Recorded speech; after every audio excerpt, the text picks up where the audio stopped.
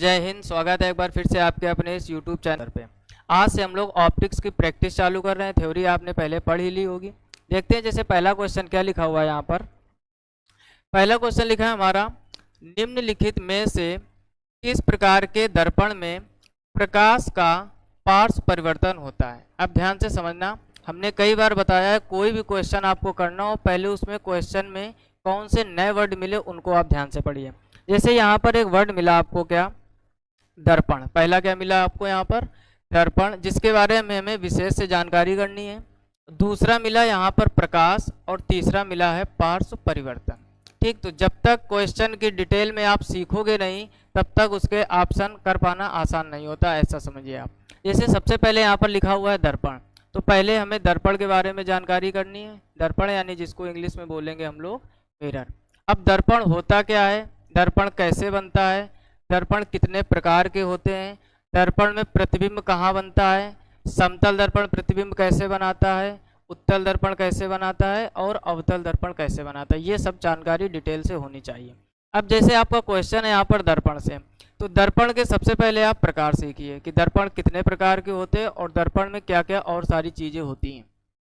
जैसे दर्पण का अगर हम आपसे एक प्रश्न करें कि दर्पण कितने प्रकार का होता है, तो आपके मन में एक तुरंत जवाब आएगा, दर्पण दो प्रकार के, उत्तल दर्पण और अवतल दर्पण, यानी convex mirror and concave mirror. लेकिन यहीं पर आपने सबसे बड़ी गलती कर दी। दो प्रकार के तो होते, लेकिन कौन कौन से उनको आप समझिए। जैसे पहला यहाँ पर होता है प्लेन मिरर। पहला क्या करेंगे, प्लेन मिरर, जिसको हम लोग हिंदी में बोलेंगे समतल दर्पण। क्या बोलेंगे, समतल दर्पण। और दूसरा यहाँ पर पढ़ेंगे हम लोग स्फेरिकल मिरर। क्या बोलते हैं, स्फेरिकल मिरर, यानी गोलीय दर्पण। ध्यान से समझना हर एक बात को। और एक चीज़ और खास याद रखो, अगर आपको फिजिक्स में अच्छा होना है, ध्यान से समझना, अगर आपको फिजिक्स में अच्छा होना है तो फिजिक्स को रटना बंद कर दीजिए, सीखना चालू करिए। जिस दिन से आप सीखना चालू कर दोगे, यकीन मानो फिजिक्स नाम का जो डर होता है बिल्कुल ख़त्म हो जाएगा। अब जैसे यहाँ पर हमने लिखा प्लेन मिरर और स्फेरिकल मिरर। अगर हम आपसे कहें कि जो स्फेरिकल मिरर होता है वो कितने प्रकार का होता है, तो यहाँ पर इसके दो प्रकार बनेंगे, जिसको हम लोग पहला यानी कॉन्वेक्स मिरर, पहला कॉन्वेक्स मिरर, जिसको हम लोग कहते हैं उत्तल दर्पण। क्या बोलते हैं, उत्तल दर्पण। और दूसरा कॉनकेव मिरर। दूसरा क्या रहेगा, कॉनकेव मिरर, यानी जिसको हम लोग बोलते हैं अवतल दर्पण। क्या बोलते हैं, अवतल दर्पण। अब गलती आपने क्या की थी कि जैसे ही दर्पण की बात आती है, दर्पण कितने प्रकार के, तो आप लोगों का जवाब आता है दो प्रकार के, उत्तल दर्पण और अवतल दर्पण। वो काम हम लोग लेंस में करेंगे, उत्तल लेंस और अवतल लेंस। यहाँ पर प्रकार तो दो हैं, ध्यान से समझिए, प्रकार तो यहाँ पर दो हैं, लेकिन एक प्लेन मिरर यानी समतल दर्पण, दूसरा स्फेरिकल मिरर यानी गोलीय दर्पण। फिर गोलीय दर्पण के दो प्रकार होते हैं, कॉन्वेक्स मिरर यानी उत्तल दर्पण और कॉनकेव मिरर यानी अवतल दर्पण। आप इसका स्क्रीनशॉट ले लीजिए। फिर हम बात करते हैं क्वेश्चन में, जैसे एक आपका पॉइंट आया है प्रकाश और दूसरा पार्श्व परिवर्तन, ये क्या होता है और कौन सा ऑप्शन सही है और क्यों सही है, पूरी डिटेल से चर्चा करेंगे। इसका आप स्क्रीनशॉट जल्दी से ले लीजिए।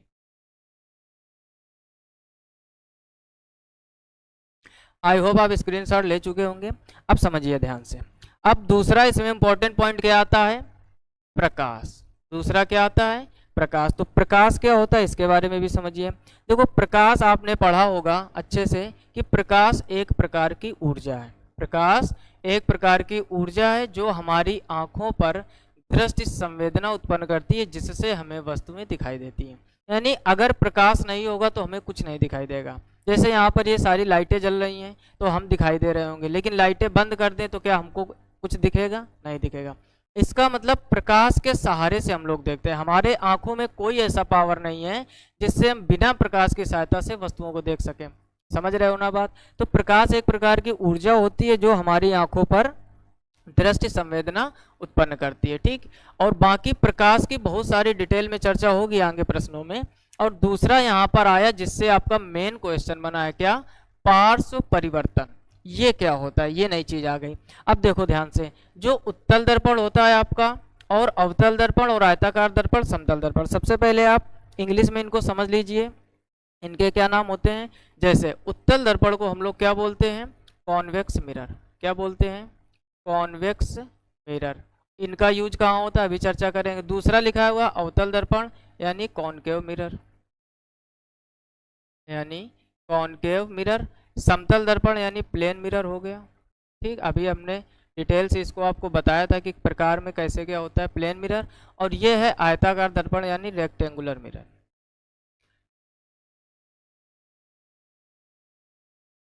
Rectangular mirror. ठीक है, आप ध्यान से समझिए जो हमारा क्वेश्चन था। क्वेश्चन में क्या कहा गया है? क्वेश्चन में कह रहा है निम्नलिखित में से किस प्रकार के दर्पण में प्रकाश का पार्श्व परिवर्तन होता है? पार्श्व परिवर्तन, तो इसका आंसर जो है आपका वो डी सही हो जाएगा। क्यों सही हो जाएगा? पार्श्व परिवर्तन का मतलब समझिए। पार्श्व परिवर्तन का मतलब होता है जिसको इंग्लिश में बोलते हैं लेटरली इन्वर्जन, यानी बायां भाग दाईं ओर दिखाई दे और दायां भाग बाईं ओर, उसको हम लोग बोलते हैं पार्श्व उत्क्रमण। और इसको ऑप्शन जो है आपका वो डी सही हो जाएगा, यानी समतल दर्पण। अब ध्यान से समझिए, कभी जरूरी थोड़े ना है कि हमेशा समतल दर्पण का ही क्वेश्चन आएगा। दूसरा जैसे उत्तल दर्पण, तो उत्तल दर्पण को पहले हम लोग डिटेल से समझेंगे। ध्यान से समझना। पहले यहाँ पर आप हेडिंग बना लीजिए कॉन्वेक्स मिरर। हेडिंग क्या बनानी है आपको? Convex mirror. जो लोग रजिस्टर और पेन लेके नहीं बैठे, कॉपी या पेन लेके नहीं बैठे, तो आप कॉपी पेन लेके जरूर बैठिए, क्योंकि प्रैक्टिस के साथ साथ हम आपको ये भी बताएंगे कि इनमें और कौन कौन से किस टाइप के क्वेश्चन आ सकते हैं। इस बात का विशेष ख्याल, तो आप कॉपी पेन लेके जरूर बैठ जाइए। अब कॉन्वेक्स मिरर क्या होता है समझना ध्यान से। देखो, सबसे पहले तो उत्तर और अवतल में अंतर समझिए कि ये दोनों किसके भाग हैं? स्फेरिकल मिरर, यानी ये गोलीय दर्पण के भाग हैं। अब होता क्या है? गोलीय दर्पण का ऐसा भाग जिसमें अंदर की तरफ पॉलिश होती है। अंदर की तरफ क्या होती है? पॉलिश। उसको हम लोग बोलते हैं कॉन्वेक्स मिरर। क्या बोलते हैं? और बीचों बीच में एक आप लाइन खींच लीजिए जिसको हम लोग बोलते हैं मुख्य अक्ष। प्रिंसिपल एक्सिस इंग्लिश में बोलते हैं, इंग्लिश वाले भी आप लोग लिखते रहो, मुख्य अक्ष। अब समझना ध्यान से, यानी कभी खोखले गोले का हम लोग ऐसा भाग काटें कि उसके अंदर की तरफ हम लोग पॉलिश कर दें और बाहर का जो पृष्ठ है वो परावर्तक पृष्ठ बन जाए, रिफ्लेक्टिंग सरफेस बन जाए। जैसे समझना ध्यान से, यहाँ पर समझना क्या है, ये वाला जो है आपका ये पॉलिश्ड सरफेस है, पॉलिश्ड सरफेस। ठीक, अब पॉलिश होती क्या है कि ये भी क्वेश्चन बन जाता है डिफेंस में। पॉलिश होती है क्या है कि लाल ऑक्साइड की पारे अथवा चांदी की कलाई, इन दो चीजों को जब आप पॉलिश करोगे तब ये पॉलिश्ड सरफेस से दूसरे तरफ का वाला ये जो हुदा है इसको बोलते हैं परावर्तक पृष्ठ। क्या बोलते हैं? परावर्तक पृष्ठ। ठीक, रिफ्लेक्टिंग सरफेस इंग्लिश में आप लिख लीजिए। अब होता क्या है कि इसमें प्रकाश किरणें पड़ती हैं और बाहर की ओर मुड़ जाती हैं। ध्यान से समझना, यहाँ से दो टाइप के क्वेश्चन बनते हैं। बाकी हम 25 क्वेश्चन की लिस्ट लेके आए हैं, कई प्रकार के क्वेश्चन जो आपके एनडीए में पूछे गए हैं, और जैसा कि आप देख रहे होंगे एसएससी वगैरह में भी फिजिक्स के अच्छे क्वेश्चन अच्छे लेवल के बनते हैं। समझना क्या है, इसमें आपको दो चीजें केवल समझनी है। कितनी चीजें समझनी है? दो। एक तो जब वस्तु अनंत पर होती है, ध्यान से समझना, वस्तु अनंत पर होती है। ठीक, क्वेश्चन बनता है कि जब उत्तल दर्पण में वस्तु अनंत पर होती है तब उसका प्रतिबिंब कहाँ बनेगा। वेरी इंपॉर्टेंट क्वेश्चन है। और दूसरा बनता है, यहाँ पर दो ही पॉइंट होते हैं खास, वस्तु अनंत तथा ध्रुव। जब वस्तु अनंत तथा ध्रुव के बीच में होती है, बीच में होती है, यहां से दो टाइप के क्वेश्चन बनते हैं। अब समझना इनके आंसर कैसे हम लोग निकालेंगे। सबसे पहले कह रहा है वस्तु अनंत पर होती है तब उसका प्रतिबिंब कहाँ बनेगा। अब जैसे ये है, इसका यहाँ पर कहीं फोकस होगा F, और इधर कहीं इसका सेंटर ऑफ कर्वेचर, यानी जिसको हम लोग बोलते हैं वक्रता केंद्र, इसको आप फोकल पॉइंट या फोकस बोल सकते हो। अब ध्यान से समझना, एक आपने रिलेशन अच्छी तरीके से पढ़ा होगा कि जो फोकस दूरी होती है वो वक्रता त्रिज्या की आधी होती है, यानी F = R/2। अब ध्यान से समझिए कि जब इसमें वस्तु अनंत पर रखी जाती है, अनंत आप इधर कहीं मान लो, ठीक, ये आपकी कोई वस्तु है जो इनफाइनाइट यानी अनंत पर रखी हुई है। ध्यान से समझना, कॉन्सेप्ट जब आप सीख जाओगे, क्वेश्चन कैसा भी घुमाकर पूछा जाए गलत नहीं होगा। न्यूमेरिकल एक ऐसी चीज़ है कि आप कैलकुलेशन करके कहीं तक सही कर सकते हो, लेकिन थ्योरेटिकल क्वेश्चन जब तक आप थ्योरी को सही से समझोगे नहीं तब तक आपके गलत होने के चांस ज़्यादा रहते हैं। यहाँ पर क्या है, जब वस्तु अनंत पर रखी जाती है तो उसका जो प्रतिबिंब होता है कहाँ बनता है, फोकस पर। ध्यान से समझिए, जब वस्तु अनंत पर होगी तब कहाँ रहेगा, प्रतिबिंब फोकस पर। और यहाँ पर लिख लीजिए P, यानी ये होता है पोल, जिसको हम लोग बोलते हैं ध्रुव। तो पहले जो क्वेश्चन का आंसर है, वस्तु अनंत पर होती है तब उसका प्रतिबिंब कहाँ बनेगा, उसका प्रतिबिंब बनेगा आपका फोकस पर। कहाँ बनेगा, फोकस पर। दूसरा पूछा जाता है कैसा बनेगा, तो ये हमेशा बनता है वस्तु से छोटा, छोटा या बहुत छोटा, वस्तु से छोटा, या आप ऐसे लिख सकते हो बहुत छोटा। ठीक, साथ ही साथ सीधा और आभासी। ठीक, इतनी बातें आपको ध्यान रखनी है कि जब भी अब उत्तल दर्पण यानी कॉन्वेक्स मिरर की वस्तु अनंत पर होती है तब उसका प्रतिबिंब कहाँ बनता है, फोकस पर। वस्तु से बहुत छोटा, सीधा और आभासी बनेगा। दूसरा कह रहा है वस्तु अनंत तथा ध्रुव के बीच में होती है। अब ध्यान से समझो, अनंत आपका ये है, ध्रुव आपका ये है, इसके और इसके बीच में इतनी जगह में आप वस्तु को, यहाँ पर ऐसे लिख लीजिए, वस्तु को आप कहीं भी रखोगे तो उसका प्रतिबिंब हमेशा फोकस तथा ध्रुव के बीच में, यानी इस बीच में कहीं भी बन जाएगा। ठीक है ना, जब वस्तु अनंत पर होती है तब उसका प्रतिबिंब फोकस पर, वस्तु से बहुत छोटा, सीधा और आभासी। दूसरा पॉइंट क्या है कि जब वस्तु अनंत तथा ध्रुव के बीच में रखते हैं तो उसका प्रतिबिंब कैसा कहाँ बनता है, ध्रुव तथा फोकस के बीच में। कहाँ बनता है, ध्रुव तथा फोकस के बीच में। और बनेगा कैसा उसको भी समझ लीजिए। अब यहाँ पर आप बहुत छोटा वर्ड नहीं लिख सकते हो, यहाँ पर लिखोगे छोटा। ऐसा लिखोगे, छोटा, सीधा और आभासी। ठीक, बहुत बार आपके एनडीए या एयरफोर्स में यहाँ से क्वेश्चन बने हैं, तो ये इसका आप जल्दी से स्क्रीनशॉट ले लीजिए। ये चर्चा हो गई आपकी उत्तल दर्पण की। ठीक, दो ही पॉइंट होते हैं, पहला जब वस्तु अनंत पर तब प्रतिबिंब फोकस पर, वस्तु अनंत तथा ध्रुव के बीच में तो प्रतिबिंब फोकस तथा ध्रुव के बीच में। ठीक, और बनता कैसा है, मेन क्वेश्चन आपका यहाँ से बनता है, छोटा, सीधा, आभासी। और जब अनंत पर होगी बहुत छोटा, सीधा और आभासी। इसका क्वेश्चन एक एनडीए में पूछा गया था, आगे हम लोग उस क्वेश्चन की चर्चा करेंगे। तो आई होप आप इसको अच्छे से समझ गए होंगे। यानी हम लोगों ने जो चर्चा की है उत्तल दर्पण की। ठीक, उत्तल दर्पण में क्या क्या चीज़ें हो सकती है, कैसा प्रतिबिंब बनता है और कहाँ पर रखने पर कैसा बनता है। आप इसका स्क्रीनशॉट ले लीजिए। फिर हम लोग अब चर्चा करेंगे किसकी, अवतल दर्पण यानी कॉनकेव मिरर की। वो मोस्ट इंपॉर्टेंट है इससे भी ज़्यादा, क्योंकि उसमें पूरी 6 कंडीशन बनती हैं। और यकीन मानो अभी वो जब हम आपको समझाएंगे तो वो पूरी 6 की 6 कंडीशन आपको रटनी नहीं पड़ेंगी, एक साथ आप पूरी 6 कंडीशन सीख जाओगे। मतलब हमारा यही कि आपको फिजिक्स को रटना नहीं है, फिजिक्स को सीखना है। और क्वेश्चन के साथ साथ हम आपको सिखाते हुए चलेंगे। आप इसका स्क्रीनशॉट ले लीजिए। आई होप आप स्क्रीनशॉट ले चुके होंगे। अब देखिए चर्चा करते हैं हम लोग इसकी, दूसरा अवतल दर्पण। तो अब आप हेडिंग यहाँ पर बना लीजिए, क्या, अवतल दर्पण।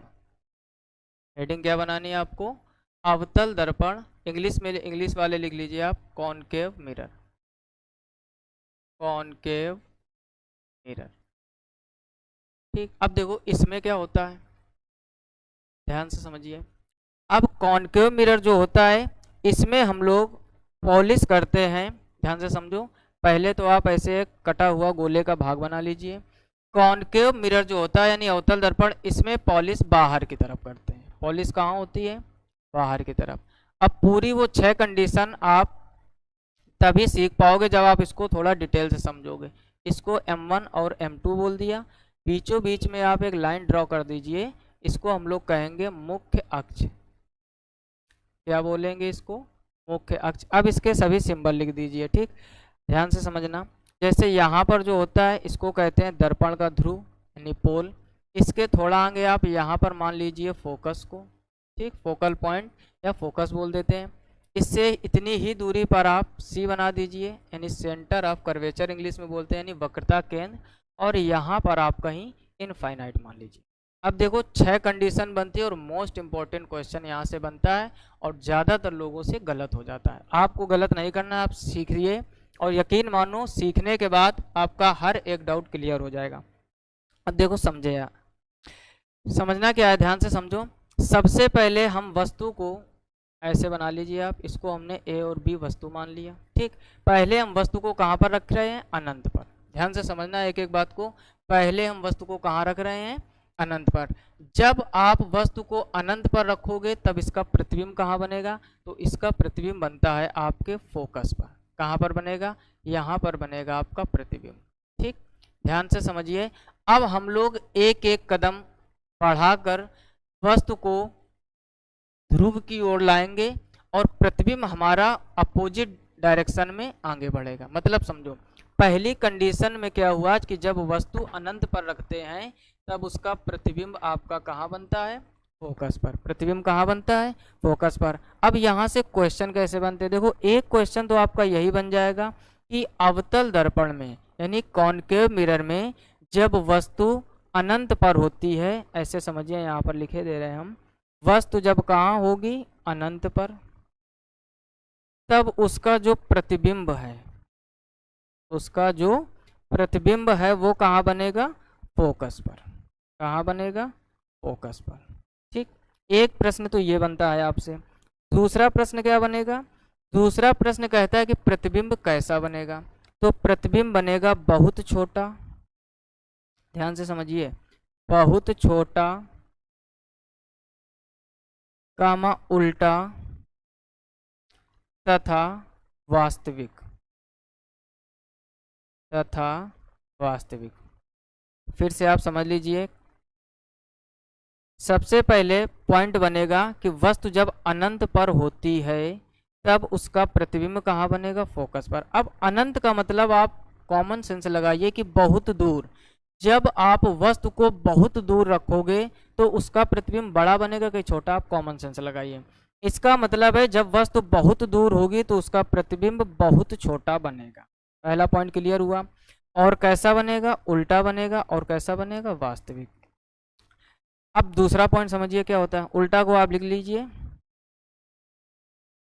इनवर्स्ड बनेगा। वास्तविक का मतलब रियल, इंग्लिश वाले लिखते जाइए आप लोग। और बहुत छोटा का मतलब हो गया हाईली डिमिनिश्ड। क्या बोलेंगे इसको, हाईली डिमिनिश्ड, ठीक। अब दूसरा पॉइंट समझिए। अब हमें क्या करना है, वस्तु को थोड़ा सा आगे करना है, ठीक। इसी में आप ढंग से समझ लीजिए। अब मान लो वस्तु को हमने यहाँ रख दिया, ध्यान से समझना, मेन बात आपकी यहीं से स्टार्ट हो रही है। ऐसे समझो, जब वस्तु को आपने अनंत पर रखा तब उसका प्रतिबिंब कहाँ बना, फोकस पर। अनंत पर रखा यानी बहुत दूर, तो प्रतिबिंब कैसा बना, बहुत छोटा, उल्टा और वास्तविक।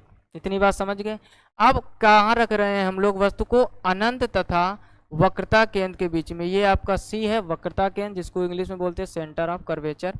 यानी अब हम लोग वस्तु को अनंत तथा वक्रता केंद्र के बीच में रख रहे हैं। अब ध्यान से समझो, वस्तु को आपने थोड़ा सा ध्रुव की ओर किया तो आपका प्रतिबिंब जो है थोड़ा सा इधर हो जाएगा। हमने क्या बताया था, अपोजिट डायरेक्शन में। अब यहाँ पर आपका प्रतिबिंब बनेगा और यहाँ पर आ गई वस्तु।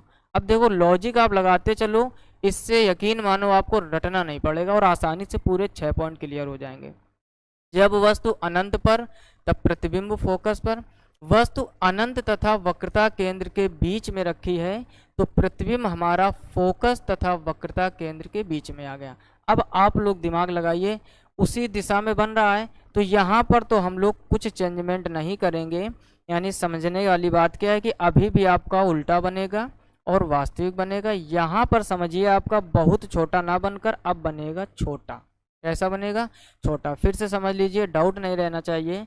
जब वस्तु अनंत पर तो प्रतिबिंब फोकस पर। अनंत मतलब बहुत दूर, यानी बहुत छोटा, उल्टा और वास्तविक। फिर वस्तु अनंत तथा वक्रता केंद्र के बीच में आ गई तो प्रतिबिंब हमारा वक्रता केंद्र तथा फोकस के बीच में आ गया। अब बनेगा कैसा, छोटा, उल्टा और वास्तविक। इतनी बात समझ गए। उसके बाद अब तीसरा पॉइंट समझिए, यहाँ पर स्टार बना दिया हमने डबल। तीसरे में आप देखो, पहले अनंत पर आए, फिर अनंत तथा वक्रता केंद्र के बीच में आए।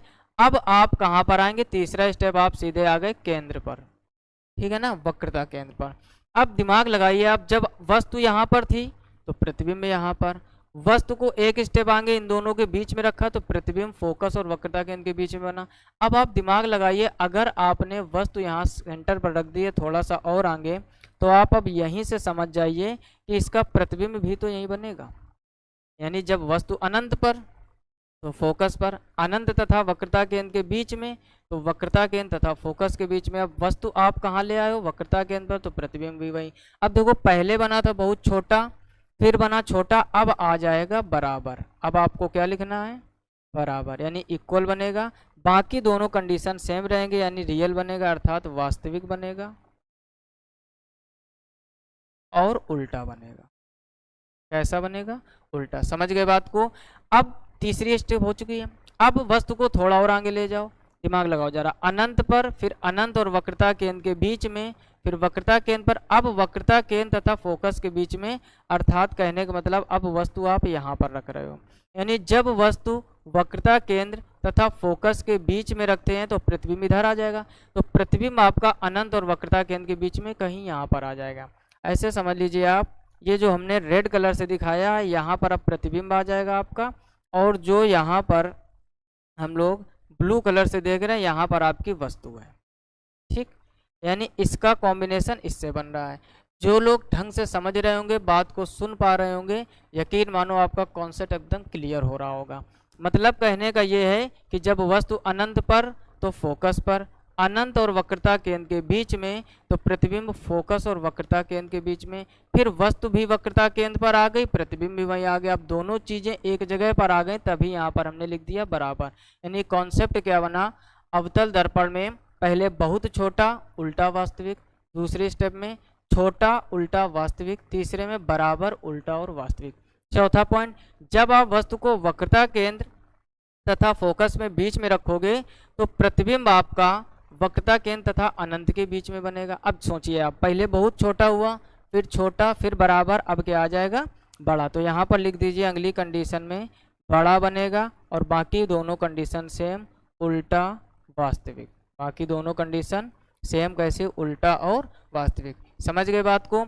तो अब यहाँ पर हो गए हमारे पूरे 4 स्टेप। पांचवें में समझो, पांचवें में वस्तु कहाँ आ जाएगी आपकी, वस्तु आ जाएगी आपकी फोकस पर। धीरे धीरे उधर बढ़ते जा रहे हैं हम लोग। पहले अनंत पर रखा, फिर अनंत और वक्रता केंद्र के बीच में रखा, फिर वक्रता केंद्र पर रखा, फिर वक्रता केंद्र और फोकस के बीच में रखा। अब वस्तु आपकी कहाँ आ गई, फोकस पर। वस्तु आपकी कहाँ आ गई, फोकस पर। अब आप दिमाग लगाइए, प्रतिबिंब हमारा यहाँ तक आ चुका था, तो अब प्रतिबिंब कहाँ आ जाएगा, अनंत पर। प्रतिबिंब कहाँ आ जाएगा, अनंत पर। यानी जब वस्तु फोकस पर होती है तब उसका प्रतिबिंब अनंत पर होता है। अब आप दिमाग लगाइए, फोकस पर और अनंत पर, बड़ा तो हो ही चुका था, तो अब जो प्रतिबिंब की स्थिति होगी वो हो जाएगी यहाँ पर बहुत बड़ा।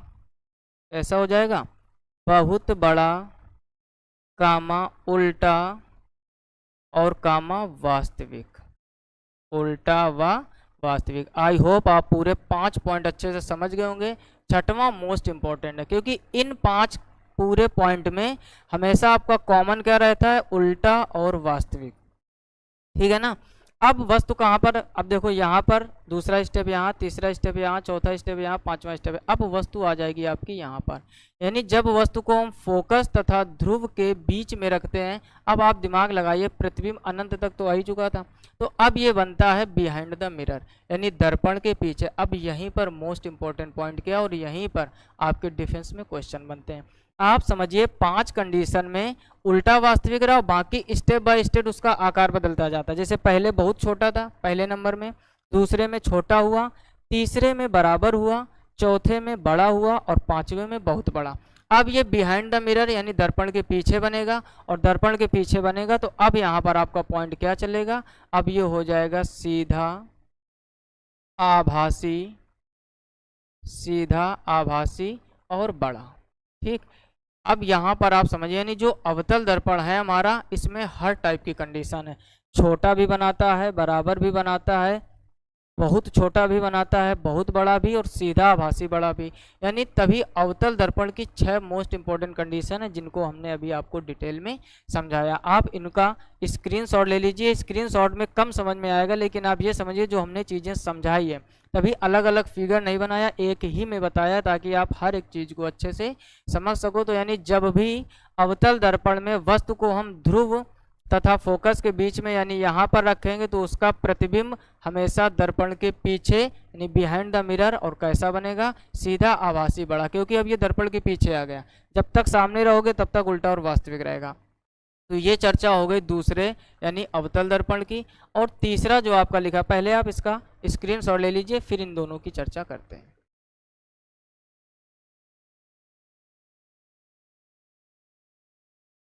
आई होप आप स्क्रीनशॉट ले चुके होंगे। अब इसको यहाँ पर इरेज कर लेते हैं। अब समझिए तीसरा क्या है आपका, आयताकार दर्पण। तीसरा क्या है, आयताकार दर्पण।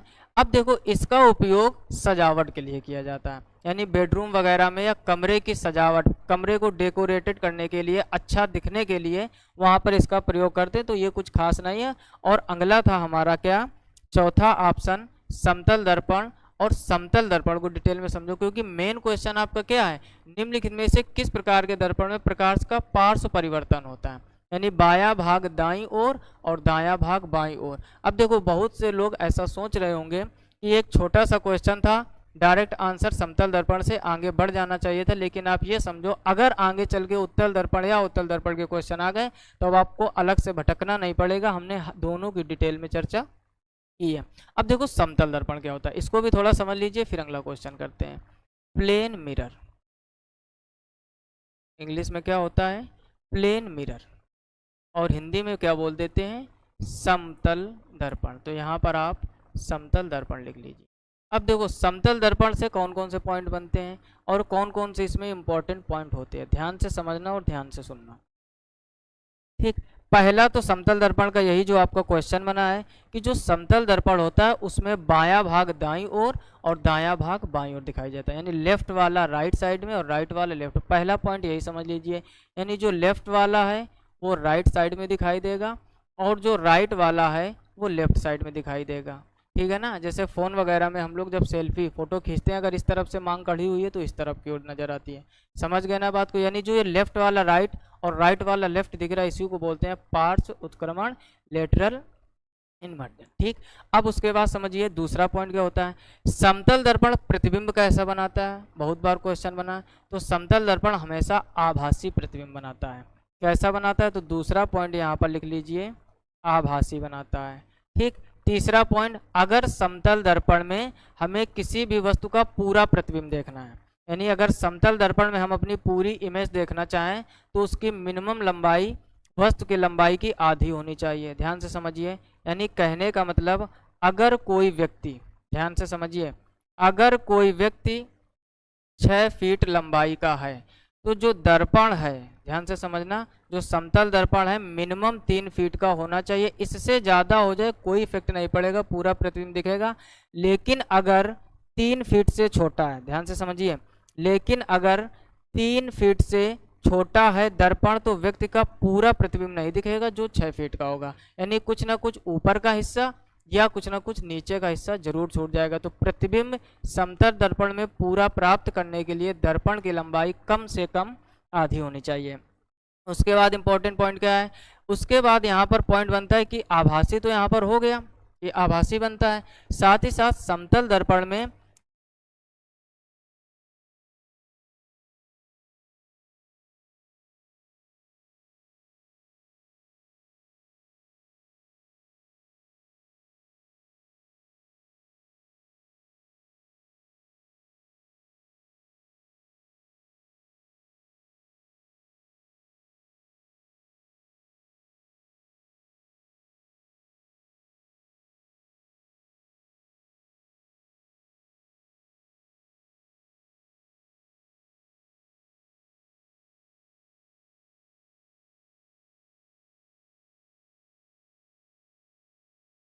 उसके बाद समझते हैं अगला पॉइंट क्या होता है समतल दर्पण में, कि ये बनाता है सेम साइज का। क्या बनाता है, सेम साइज का, यानी जो इसका आकार है वो कैसा रहेगा, सेम यानी जैसी वस्तु होगी समतल दर्पण में प्रतिबिंब भी वैसा बनेगा। और लास्ट वाला पॉइंट बनता है सेम डिस्टेंस पर, सेम डिस्टेंस पर। बात समझ गए? इतने मुख्य इंपॉर्टेंट पॉइंट होते हैं समतल दर्पण की कि लेफ्ट वाला राइट में, राइट वाला लेफ्ट में। जो मेन आपका क्वेश्चन था कि पार्श्व परिवर्तन किसमें होता है, तो आपका आंसर भी कौन सा सही हो गया, डी यानी समतल दर्पण। फिर कैसा बनता है, आभासी बनता है। अगर किसी वस्तु का पूरा प्रतिबिंब प्राप्त करना है तो कम से कम दर्पण आधी लंबाई का होना चाहिए, सेम साइज का बनाता है और सेम डिस्टेंस का, यानी हम दर्पण से जितनी दूरी पर होते हैं उसका प्रतिबिंब दर्पण के अंदर उतनी ही दूरी पर बनता है। और ये प्रैक्टिकल आप घर में अच्छे से कर सकते हैं। इसका भी जल्दी से स्क्रीनशॉट ले लीजिए, फिर चर्चा करते हैं अगले प्रश्न की। इसका ऑप्शन डी सही हो जाएगा।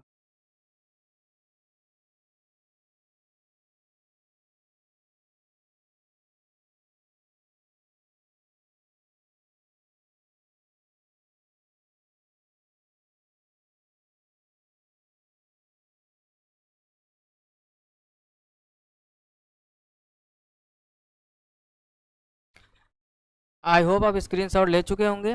अब देखते हैं अगला क्वेश्चन।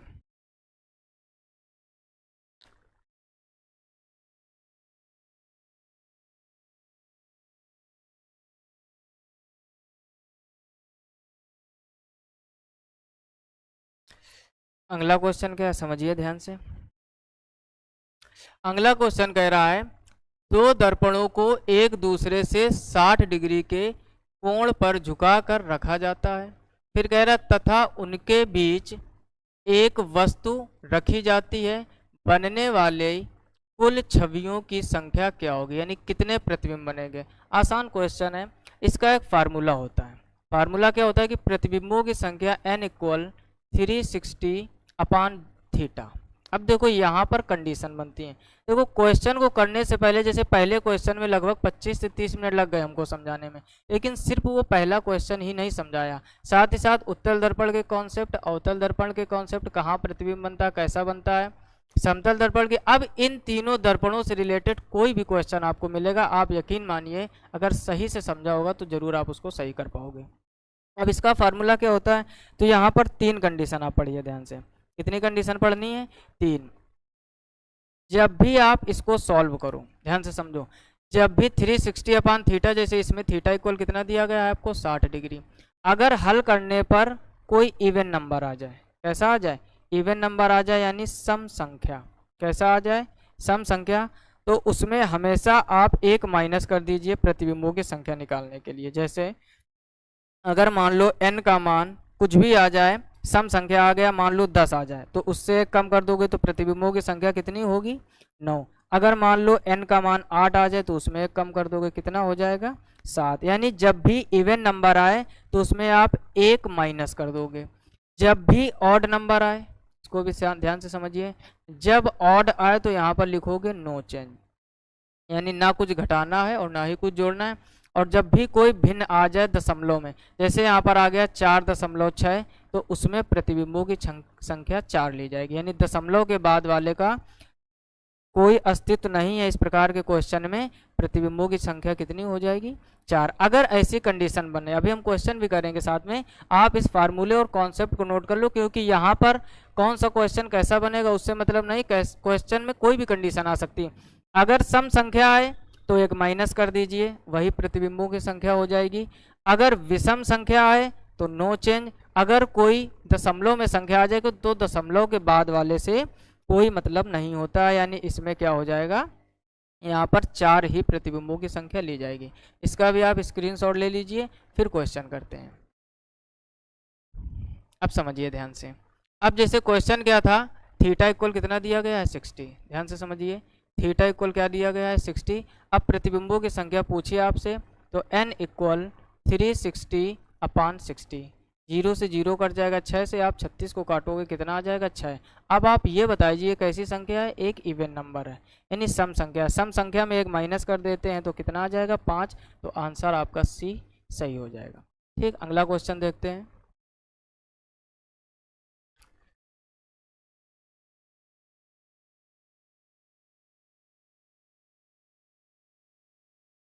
अगला क्वेश्चन समझिए ध्यान से। अगला क्वेश्चन में क्या है, कह रहा है कि प्रकाश की किरण एक गोलाकार दर्पण पर सामान्यता पड़ती है। आपतन कोण I और परावर्तन कोण R के मान क्रमशः हैं, और ये आपका एनडीए में पूछा गया क्वेश्चन है। अब समझिए, गोलाकार दर्पण बोला, अभी हमने तभी पहले क्वेश्चन में आपको सब कुछ डिटेल में समझा दिया था। अब गोलाकार दर्पण, गोलाकार दर्पण आपके दो ही होते हैं, एक उत्तल दर्पण और एक अवतल दर्पण। ठीक, अब गोलाकार दर्पण जैसे मान लो ये है, ठीक, अंदर तरफ पॉलिश है। अब आप ही बताइए कौन सा दर्पण है? बाहर पॉलिश तो अवतल दर्पण यानी कॉनकेव मिरर, अंदर पॉलिश तो कॉन्वेक्स। अब कह रहा है कि इस पर सामान्यता पड़ती है। अब प्रकाश किरण ऐसे आ रही है और तो टकराकर ऐसे ही तो वापस जाएगी, यानी जैसे प्रकाश किरण आ रही वैसे जा रहा है, यानी इसमें I इक्वल 0 और R इक्वल 0, जो भी ऑप्शन है वही आपका सही हो जाएगा।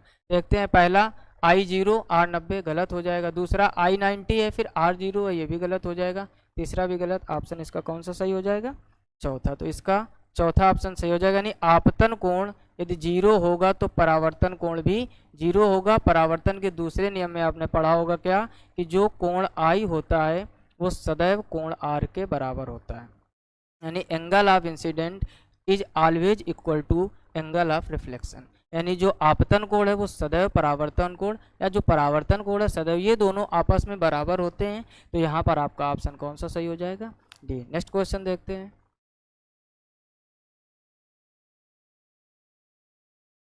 अगला क्वेश्चन वेरी इंपॉर्टेंट क्वेश्चन है, ठीक, ये भी आपका एनडीए में पूछा गया क्वेश्चन है।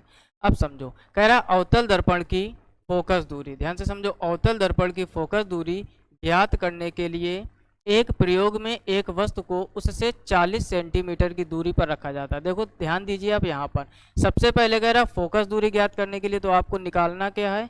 एफ का मान, यानी फोकस दूरी। फिर कह रहा 40 सेंटीमीटर की दूरी पर रखा जाता है। जब भी आप वस्तु को रखो वो यू होता है, और कितना हो जाएगा? 40 सेंटीमीटर, और वस्तु की दूरी हमेशा माइनस। ये माइनस क्यों होती है इसकी चर्चा भी हम डिटेल से करेंगे। और साथ में कह रहा है कि और दर्पण से 24 सेंटीमीटर की दूरी पर छवि बनती है, यानी प्रतिबिंब की जो दूरी है उसको हम लोग v कितना दिया गया है? 24। अब देखो कुछ पॉइंट आप ध्यान रखो, कभी भी अवतल दर्पण बोले, ठीक, आप इसको चाहे ट्रिक समझ लीजिए और चाहे कॉन्सेप्ट, जैसे आपके माइंड में टिका रहे। अवतल दर्पण में आप एक ऐसे समझ लीजिए, सब कुछ माइनस, ठीक, सब कुछ निगेटिव लेंगे, यानी जब भी अवतल दर्पण होगा सब कुछ कैसा रहेगा? निगेटिव। यानी फोकस दूरी अगर लेनी है आपको तो आप निगेटिव लोगे, अगर वस्तु की दूरी वो भी निगेटिव लेंगे, प्रतिबिंब की दूरी वो भी निगेटिव लेंगे। यानी अवतल दर्पण में एफ, यू और वी तीनों निगेटिव। और अगर कहीं से उत्तल दर्पण, ध्यान से समझ लीजिए, अगर ये नहीं समझोगे आप तो यकीन मारो न्यूमेरिकल गलत हो जाएगा, माइनस प्लस में बहुत ज़्यादा मिस्टेक होती। उत्तल दर्पण में सिर्फ यू माइनस। ये क्यों होता है आप अच्छी तरीके से थ्योरी में पढ़ ही चुके होंगे, क्योंकि वस्तु को हमेशा बाईं ओर रखा जाता है और प्रकाश किरणें हमेशा बाईं ओर से दाईं ओर जाती हैं, चिन्ह परिपाटी का नियम जिसको बोलते हैं। तो यू आपका दोनों के लिए निगेटिव रहेगा, लेकिन अवतल दर्पण में अगर फोकस दूरी तो वो भी निगेटिव और प्रतिबिंब की दूरी वो भी निगेटिव। समझ गए बात को? और उत्तल दर्पण है तो केवल आपका यू निगेटिव रहेगा, बाकी दूरियां आप प्लस की लोगे। अब इस क्वेश्चन को आप आसानी से कर पाओगे। जैसे यहाँ पर समझते हैं ध्यान से, क्या क्या दिया गया था आपको? u का मान दिया गया है माइनस का 40 सेंटीमीटर, v का मान आपको दिया गया है माइनस का 24। माइनस क्यों लगा लिया? क्योंकि आपका दर्पण है अवतल यानी कॉनकेव मिरर।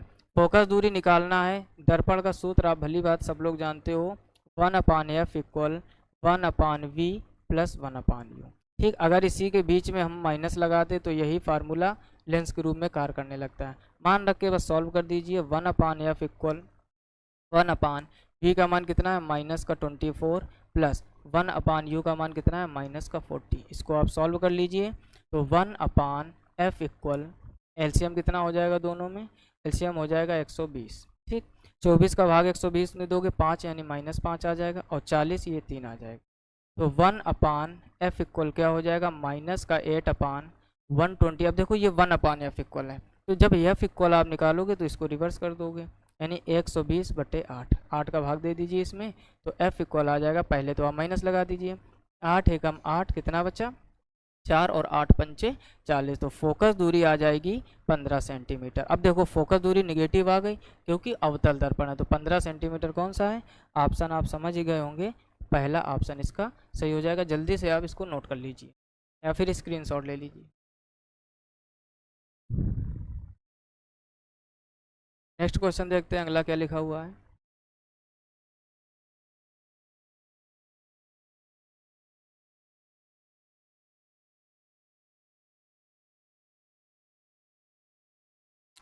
अगला क्वेश्चन लिखा है, कह रहा है एक वस्तु अवतल दर्पण से, एक वस्तु अवतल दर्पण से 10 सेंटीमीटर की दूरी पर रखी। फिर से वही क्वेश्चन समझिए, अवतल दर्पण से 10 सेंटीमीटर की दूरी पर वस्तु है, तो जो वस्तु है वो 10 सेंटीमीटर की, हमने कहा कोई भी दर्पण हो उत्तल या अवतल यू आप हमेशा माइनस का ही लोगे। ठीक, आगे कह रहा है और वस्तु की छवि दर्पण से 30, छवि मतलब प्रतिबिंब, यानी जो प्रतिबिंब की दूरी कितना दिया गया है 30 सेंटीमीटर, और माइनस चिन्ह लगा देंगे। अवतल में सब कुछ माइनस, ऐसे आप याद रखो, जल्दी गलत नहीं होगा। फिर कह रहा अवतल दर्पण की वक्रता त्रिज्या, ध्यान दीजिए जरा, आर का मान पूछा है ना कि एफ का, तो पहले आप इसका एफ निकालेंगे। फार्मूला क्या होता है दर्पण का, 1/f equal 1/v plus 1/u। जब एफ आ जाएगा तो एफ बराबर r/2 लगा देंगे। अब समझिए, तो 1/f इक्वल 1/v का मान कितना है 30 रख दीजिए, प्लस 1/u कितना है माइनस का 10। इसको आप जब सॉल्व करोगे तो 1/f इक्वल माइनस का 1/30 और ये प्लस माइनस माइनस 1/10।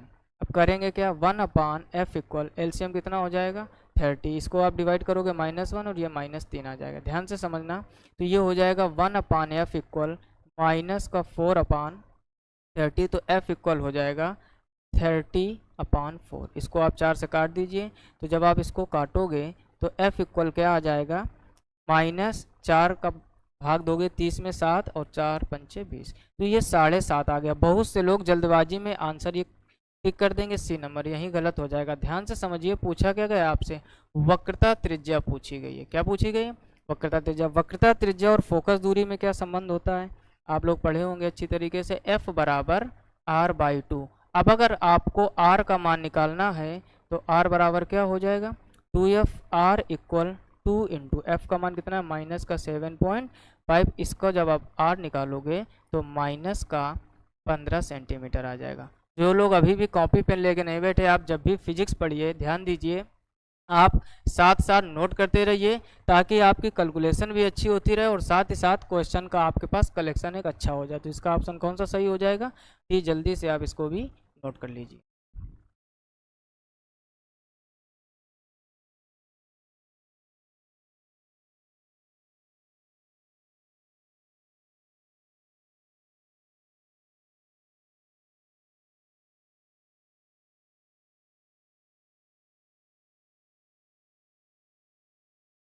ठीक है, अब देखते हैं अगला क्वेश्चन। अगला क्वेश्चन क्या है 6 नंबर, पढ़िए जरा। लिखा हुआ प्रकाश की एक किरण 15 डिग्री के कोण पर परावर्तित होती है। ध्यान से समझिए, परावर्तन वाला रूल आपने पढ़ा होगा। जैसे यहाँ पर मान लो ये आपका एक दर्पण रखा हुआ है, ठीक, बीचों बीच में एक अभिलंब होता है जिसको हम लोग बोलते हैं नॉर्मल। अब ये जो किरण आती है, इस आने वाली किरण को बोलते हैं आपतित किरण और इस जाने वाली किरण को बोलते हैं परावर्तित। यानी ये होती है इंसिडेंट रे और ये होती है आपकी रिफ्लेक्टेड रे। ध्यान से समझो, अब ये दोनों का नियम क्या होता है, जो परावर्तन का नियम हमारा कहता है कि ये जो आप आई मानते हो यानी आपतन कोण, और ये जो आर यानी परावर्तन कोण, तो जो आपतन कोण है और परावर्तन कोण है, आपतन कोण परावर्तन कोण सदैव बराबर होते हैं। अभी हमने पीछे डिटेल से बताया आपको, तो आप ये समझिए। फिर कह रहा है जो प्रकाश की किरण 15 डिग्री के कोण पर परावर्तित होती है, यानी यहाँ का जो एंगल आपको दिया गया है 15 डिग्री दिया गया है। ठीक, कॉन्सेप्चुअल क्वेश्चन, कुछ हल नहीं करना है। फिर कह रहा है कि आपतन कोण को 2 गुना कर दिया जाए। यहाँ पर समझिए मेन बात आपसे क्या बोली गई है कि जो आपतन कोण है वो 2 गुना। आप समझो जब आई और आर यानी परावर्तन कोण आपतन कोण आपस में कैसे होते हैं बराबर, अगर इसको 2 गुना किया अर्थात जो आपका आई है वो कर दिया गया 2 गुना, तो आर भी कितना हो जाएगा 2 गुना। समझ गए ना बात को। अगर किसी भी आपतित किरण का जो एंगल बनाती है अभिलंब के साथ में, यानी ये जो आपतन कोण होता है, जैसा जैसा आप इसको बढ़ाओगे वैसे वैसे परावर्तन कोण भी कम या ज़्यादा होता रहेगा। दोगुना किया गया तो दोगुना हो जाएगा, यहाँ पर डिग्री और लगा लीजिए। तो इसका आंसर आपका कौन सा सही हो जाएगा? बी, यानी तो परावर्तन कोण कितना हो जाएगा? वो भी 30 डिग्री हो जाएगा। नेक्स्ट क्वेश्चन देखते हैं।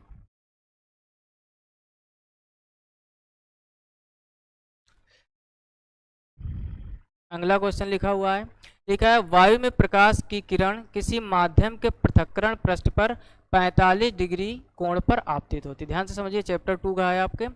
वायु में प्रकाश की किरण किसी माध्यम के पृथक्करण पृष्ठ पर, यहाँ पर क्या दिया गया? 45 डिग्री के कोण पर आपतित होती है। अब आपतित का मतलब आपतन कोण, यानी आई का मान आपको कितना दिया गया है?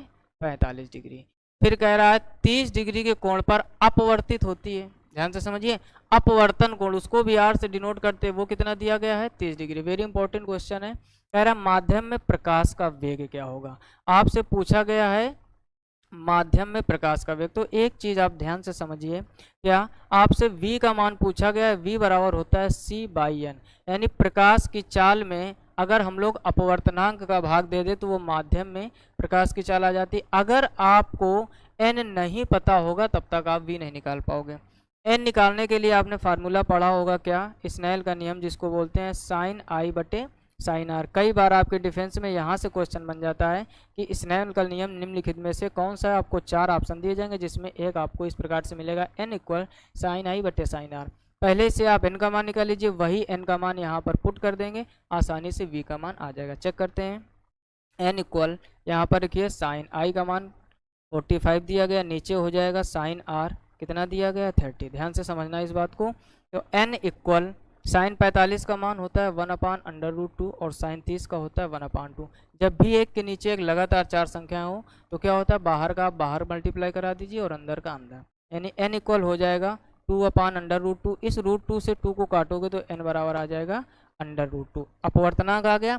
अगर इसी क्वेश्चन में आपसे पूछता है कि अपवर्तनांक क्या होगा, तो आंसर आपका √2 या इसका जो मान होता है 1.414 ये आपको मिल जाता है। लेकिन ध्यान से समझिए, आपसे ये दोनों बातें नहीं पूछी गई और आपसे कहा गया है कि v निकालिए। आप फार्मूला लगा दीजिए, v इक्वल c/n, और इसको आप सॉल्व कीजिए। c का मान 3 × 10⁸ और अपान n का मान कितना है? 1.41। आप यहाँ से दशमलव हटाओगे, ऊपर डबल जीरो बढ़ जाएंगे, यानी v इक्वल जो हो जाएगा आपका वो हो जाएगा 300/141 × 10⁸। इसका आप भाग दीजिए, 141 2 बार जाएगा, ठीक हो जाएगा।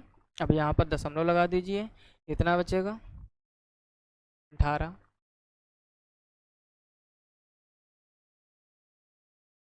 दशमलव लगाओगे और 1 2 और 10 की घात 8, और इसका मात्रा क्या हो जाएगा? मीटर प्रति सेकेंड। अब समझ गए, तो इसका ऑप्शन कौन सा सही हो जाएगा? बी।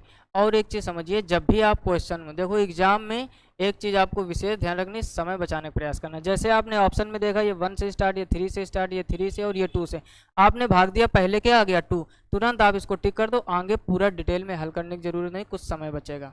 समय नहीं बचाओगे, समय बचाना एग्जाम में बहुत ज़रूरी है, क्योंकि आप जानते हो रेस में जीतता सिर्फ दौड़ने वाला नहीं है, जीतता वही है जो तेज दौड़ता है। अगर आप इस डिफेंस की रेस में तेज नहीं दौड़ोगे, यकीन मानो हर जगह से आपको थोड़ा थोड़ा समय बचाना, ताकि बाकी क्वेश्चनों में आप वो समय दे सको। तो इसका ऑप्शन बी सही हो जाएगा। जल्दी से नोट कर लीजिए या स्क्रीनशॉट ले लीजिए।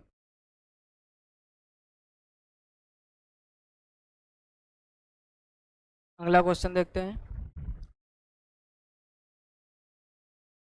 अगला क्वेश्चन क्या है? 8 नंबर। लिखा है वायु के सापेक्ष जल और कांच का अपवर्तनांक क्रमशः। देखो, पहला दिया गया वायु के सापेक्ष, ध्यान से समझिए, वायु के सापेक्ष जल, तो जिसके सापेक्ष का है वो पहले, और जल कह रहा है तो W हो जाएगा, और दूसरा कह रहा है वायु के सापेक्ष कांच। देखो यहाँ पर सबसे ज़्यादा दिक्कत क्या होती है आप लोगों को कि किसको पहले करें किसको बाद में। अब देखो, वायु के सापेक्ष पहले जल लिखा है और फिर क्या लिखा हुआ है? कांच। तो वायु के सापेक्ष जब वो जल बोले तो W, जिसके सापेक्ष बोलता है उसको पहले रखते हैं। वायु के सापेक्ष बोले तो दोनों में वायु पहले। कितना मान दिया गया? पहला अपवर्तनांक दिया गया 1.3, यानी ये जल का हो गया, दूसरा कांच का यानी 1.5।